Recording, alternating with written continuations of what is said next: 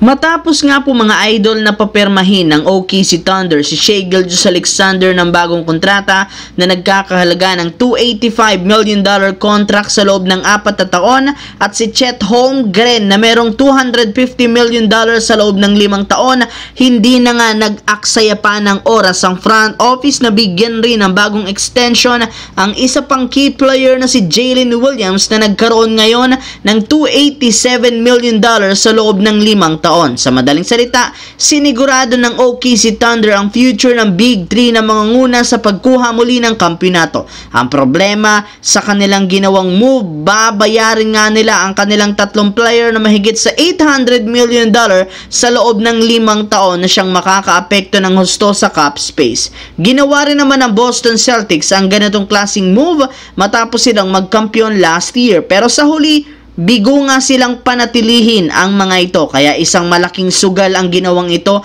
ng Thunder dahil posibleng maapektuhan nito ang pagbuo nila ng bagong lineup na siyang dedepensa sa titulo. Samantala, hindi nga naging maganda ang panimula ng Los Angeles Lakers sa Las Vegas Summer League matapos silang ma-0-1 ng Dallas Mavericks. Pero sa kabila niyan, may ilang magagandang bagay ang nangyari ngayon since may ilan silang mga player dito na naging consistent ang galawan, kagaya ni Cole Swider na nakapagtala pa lang sa laban sa Dallas Mavericks ng 22 points, 6 out of 9 shooting sa 3-point line. Nag-average nga ito ng 18.5 points a game sa kanyang 53% shooting sa long range. Kaya suggest na mga analyst ibigay sa kanya ang natitirang isang bakanting pwesto sa kasalukuyang lineup ngayong off-season. Kung hindi naman, pwede siyang papirmahin ng 2-way contract ngayong off-season.